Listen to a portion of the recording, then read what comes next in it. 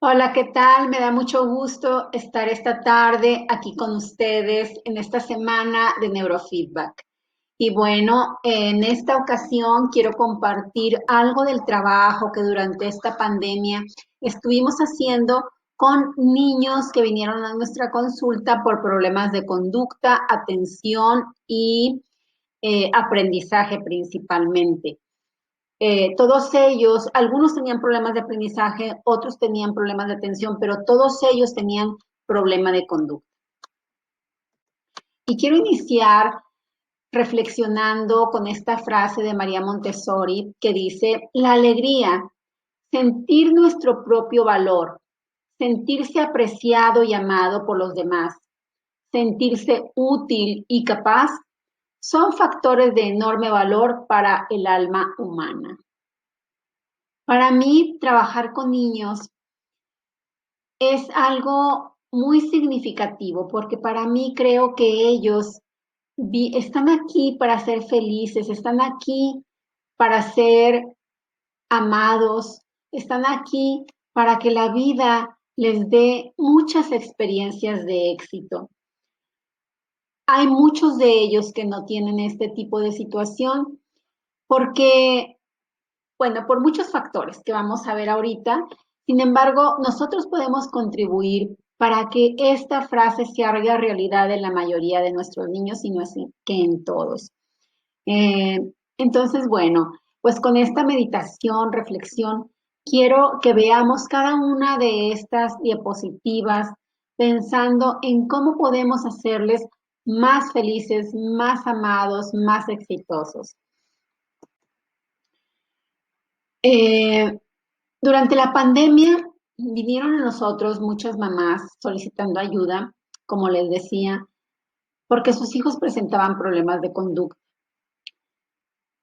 Esta situación de la pandemia fue difícil para los adultos, pero también fue muy difícil para los niños.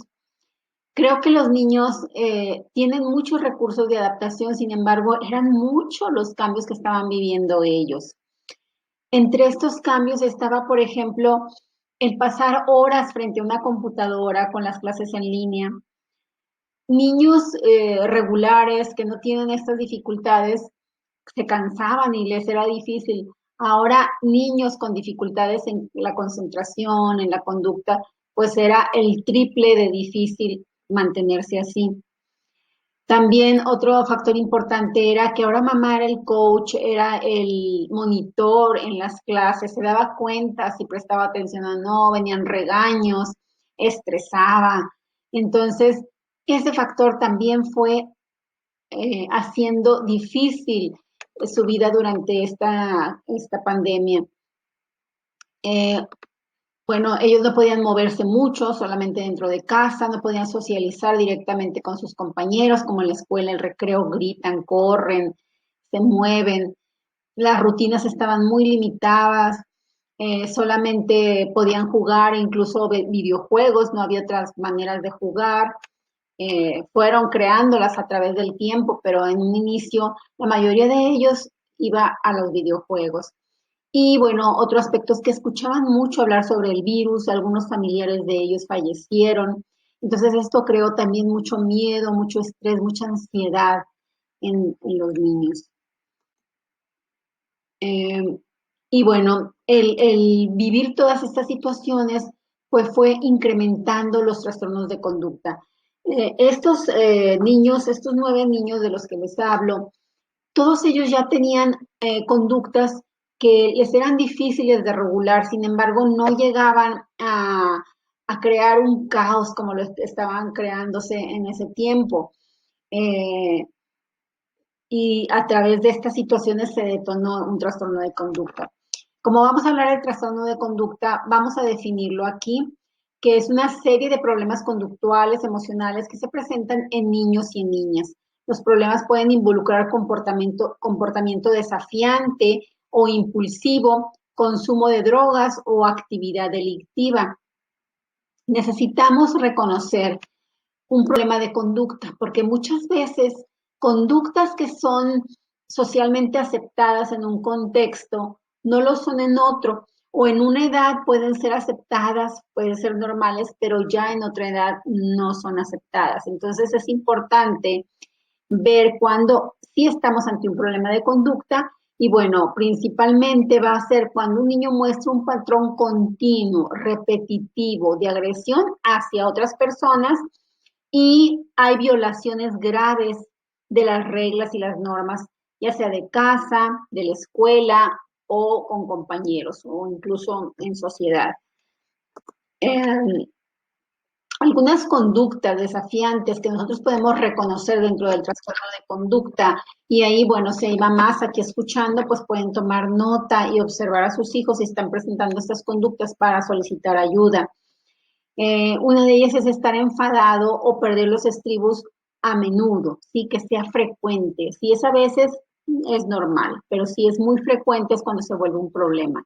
Discutir con adultos o negarse a cumplir sus reglas también a menudo, mostrarse resentido o rencoroso a menudo, molestar a otros en forma deliberada o molestarse con otras personas, culpar a la gente a menudo de los propios errores o mal comportamiento, no reconocer el mal comportamiento que están teniendo, estamos frente a un problema de conducta. Entonces, bueno, tomando en cuenta estos criterios, nosotros aquí les vamos a presentar una evaluación de un grupo de niños que fueron 7 varones y 2 niñas con edades entre 6 y 13 años, todos ellos con antecedentes de problemas de conducta. Cuando llegan a nuestra consulta, nosotros los evaluamos a través de un informe del cliente que nos ofrece la tecnología de Brain Trainer. En este informe del cliente evaluamos 14 categorías de síntomas y todas ellas tienen, estas categorías tienen desde 3 hasta 19, 20 síntomas incluidos. Aquí estamos haciendo un comparativo del porcentaje de presencia de cada una de los síntomas categorizados. Y mostramos en el recuadro azul cuáles fueron los síntomas más comunes, más repetitivos y más intensos en este grupo de niños. Y bueno, podemos ver que el problema de atención, concentración era uno de los más intensos, está en un nivel 4, perdón, en un porcentaje del 90%, perdón, del 70%, aquí recorté la gráfica del 70%, que es un porcentaje bastante alto. Después están los síntomas de estrés, ¿sí? Que están muy asociados pues a todo lo que estaban viviendo los niños.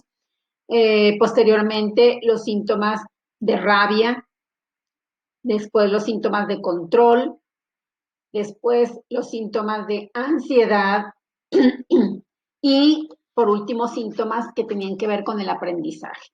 Y bueno, como acabamos de platicar, ¿verdad? Estos niños estaban estresados, el estrés llevó a la ansiedad llevó a incrementarse mucho más los síntomas que ya tenían de atención, del control de su comportamiento y estaba afectando también su aprendizaje. No todos ellos, como les dije, tenían problemas de aprendizaje, sin embargo, el aprendizaje se estaba afectando. Les voy a mostrar cuáles síntomas están contenidos dentro de estas 6 categorías que fueron las más altas. Aquí en el informe del cliente, el padre de los niños, la madre, califica el síntoma con 0 si no lo presenta su hijo y con 5 si lo presenta siempre, todo el tiempo, ¿sí? Entonces, por ejemplo, podemos ver aquí los síntomas de atención que eran casi siempre estar presentes y la mayoría de ellos, solamente hubo uno que fue reportado muy pocas veces. Bueno, el síntoma de estrés muy alto, en varios de ellos era 5, casi todos los síntomas de estrés. Los síntomas de rabia, ¿verdad? Por los cuales venían los padres, la principal queja era esa, que estaban con conductas ya muy desafiantes dentro de casa, ¿verdad? Y era una dificultad común, la falta de autocontrol del enojo, la falta de autocontrol de la rabia. el síntoma que le llamamos control. En esta categoría entra aquellas conductas que tienen que ver tanto con falta de control de sí mismo, con el querer también controlar aspectos del ambiente y bueno, que también lleva al estrés y la ansiedad.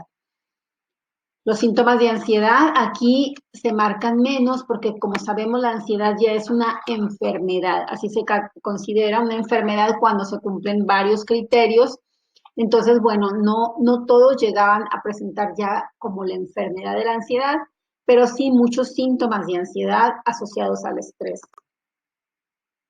Y los problemas de aprendizaje, como vemos aquí, había también referencia de síntomas de dislexia en todos estos niños, ¿sí? Como les digo, son niños que esta situación detonó que los padres voltearan a ver que era urgente, era necesaria la atención para ellos. Sin embargo, ya había antecedentes de que estaban presentando situaciones en su desarrollo que no eran las esperadas para cada edad que iban ellos pasando.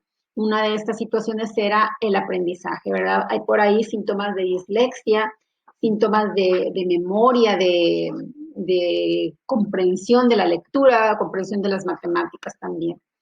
Y bueno, una vez que evaluamos la parte sintomática, también realizamos una evaluación con un mapeo cerebral. Y aquí quiero mostrarles los mapeos de los 7 niños y las 2 niñas, ¿sí? Aquí están los mapeos. Y bueno, lo que vemos aquí a simple vista, ¿verdad? Son los colores amarillos, rojos y los colores azules del otro lado, como si fuera la evaluación de un mismo niño, ¿sí se fijan? Los primeros mapitas, las primeras 6 grupos, el grupo de 6 de primeros mapas, que son las frecuencias lentas del cerebro, delta y teta, son frecuencias de nuestro cerebro que tienen que ver con la inhibición, ¿sí? Cuando nosotros estamos en sueño profundo o sueño de las primeras etapas, que le llamamos sueño de ondas lentas, se incrementan estas frecuencias porque el cerebro está inhibido, está en reposo, está de alguna manera recuperándose. Sin embargo, aquí estos niños estaban despiertos. En la primera línea estaban con ojos cerrados, en la segunda línea estaban con ojos abiertos y en la tercera línea estaban realizando una tarea, ¿sí? En las líneas donde se ve azul es lo mismo, nada más que están ahora ondas medias y rápidas. Si se fijan, todos los niños estaban sus cerebros en la parte de las ondas lentas, eran cerebros inhibidos. Cuando se presenta esta característica en el mapeo cerebral, lo que vemos, lo que la estadística nos dice y lo que vemos en cuanto a la asociación con sus síntomas, que son niños o personas que les es difícil el manejo interno del lenguaje, el pensamiento lógico. Ellos más bien se guían por la intuición, están más adentro de sí mismos que en el mundo. El mundo parece pasarles de largo, no ven los detalles, se equivocan, se distraen, porque esta parte del cerebro, la parte frontal, está inhibida. Esa parte del cerebro tiene que ver con las habilidades ejecutivas.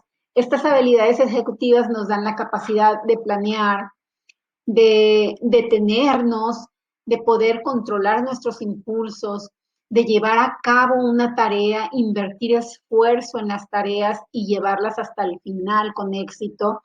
La memoria de trabajo también está comprometida en esas zonas. El control emocional, la parte interna de nuestro cerebro puede expresar, tiene que ver con la expresión de la emoción y la parte anterior tiene que ver con esa regulación. Si esta parte anterior del cerebro está inhibida, no está haciendo su función adecuadamente, entonces la emoción va a salir sin filtro. En este caso, la emoción del enojo, en ellos salía sin filtro a través de gritos, de amenazas, de berrinches fuertes.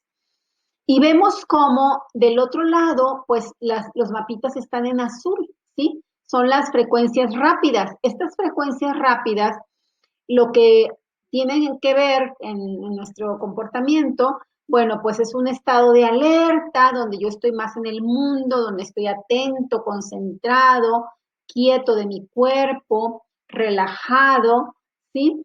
Entonces, bueno, esto era muy complicado para estos niños porque, como pueden ver, tienen este patrón todos ellos. El tratamiento que aplicamos, al igual que con muchas otras personas, niños, adultos, el tratamiento multimodal en el cual el neurofeedback es el corazón del tratamiento. ¿Por qué? Porque lo aplicamos 2 veces por semana durante 20, 30 o 40 sesiones. Aquí en este grupo hay un niño que llevó 60 sesiones. Era un niño que realmente tenía una inhibición fuerte de esa parte prefrontal y los síntomas eran bastante intensos. En este tratamiento multimodal, bueno, pues modificamos la dieta a que sea una dieta libre de alimentos industriales, libre de azúcar también. El manejo conductual aplicamos en estos niños. Este lo hacemos a través de los padres. A los padres les enseñamos estrategias de manejo conductual, ya que puede ser que modifiquemos al cerebro. Sin embargo, si el niño ya ha aprendido algunas conductas, les es difícil regularlas, aunque su cerebro esté mejorando. Por lo tanto, cuando los padres empiezan a tener pautas de disciplina, de acercamiento a sus hijos diferentes, mucho más amables, mucho más respetuosas, mucho más concisas, pues entonces eso también ayuda para que los trastornos de conducta puedan mejorar fácilmente. También la respiración diafragmática, que es parte también central del tratamiento, y la modificación de los hábitos de pasatiempos, de recreación, ¿sí? En lugar de estar tanto frente a las pantallas, bueno, se les sugería actividades variadas como un poquito de ejercicio, juegos de mesa, alguna actividad manual, creativa. Bueno, ahora les voy a mostrar el resultado. Aquí tenemos un poquito de variación entre el número de sesiones de estos niños, ¿sí? Les estoy presentando el corte final que se tuvo con cada uno de los niños. Pudieron hacer este corte en la sesión 10, en la sesión 20 o en la sesión 30, ¿sí? ¿Por qué lo decidí así? Bueno, porque el cambio realmente era muy significativo desde la 10.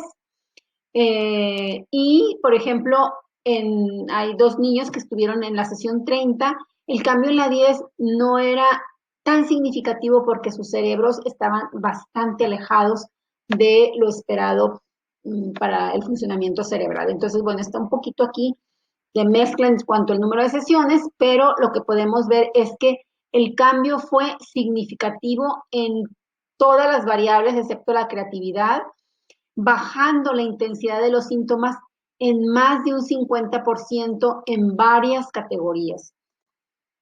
Aquí les presento así como muy pequeñita las 6 categorías que escogimos porque eran las más intensas: la rabia, la tensión, el control, la ansiedad, el estrés y el aprendizaje. Pero a lo que podemos ver en general con las líneas anaranjadas es que todos los síntomas disminuyeron significativamente en todos los niños, ¿sí? Hubo por aquí un síntoma que no alcanzo a ver cuál es, pero este sí fue calificado como un poquito más alto. Ahorita lo vemos cuál es. Y bueno, quiero que comentemos que los trastornos del desarrollo pueden solucionarse con alto nivel de éxito al entrenar al cerebro con neurofeedback, ¿sí? Ante un trastorno de conducta o un trastorno del desarrollo como es el déficit de atención, el trastorno de aprendizaje, nuestra opción puede ser con una fiabilidad muy alta el neurofeedback. Necesitamos incluirlo en el tratamiento de estos niños. Específicamente en el trastorno de conducta, el manejo conductual se vuelve muy importante por el motivo que les decía. Ellos han aprendido ya pautas de comportamiento, los padres también han aprendido, se han condicionado mutuamente y hay que romper ese ciclo para que el tratamiento se vuelva perdurable en el tiempo. Y bueno, pues aquí son algunas propuestas, ¿sí? Principalmente que, como les digo, nosotros necesitamos trabajar de manera urgente con los niños con trastornos del desarrollo a través de la modificación de los patrones cerebrales, ¿sí? Si empezamos a trabajar en la modificación de conducta sin trabajar los patrones cerebrales, nos va a llevar mucho más tiempo, vamos a perder días valiosos, vamos a limitarles a los niños de vivir más días de felicidad. Eso es lo que nos debe de importar. También el tratamiento multimodal, implementarlo, no solamente neurofeedback, no solamente manejo conductual, no solamente terapia farmacológica, un tratamiento multimodal e interdisciplinario para lograr lo máximo en la mejora de los síntomas de los niños y bueno, pues también aceptar que la tecnología ha venido a ayudarnos grandemente. Ahorita este neurofeedback de cerebro completo que desarrolló Brain Trainer, pues es una tecnología que nos sorprende todos los días porque los resultados se van viendo desde la primera sesión que el niño inicia el tratamiento y entonces, pues bueno, aceptar la tecnología e implementarla en nuestra consulta o en el tratamiento de nuestros hijos. Bueno, aquí les dejo mi contacto, soy Carolina Bisuet, está mi correo electrónico, la página web, mi teléfono, cualquier duda, pero aquí también estoy para servirles y responder a sus dudas. Muchas gracias.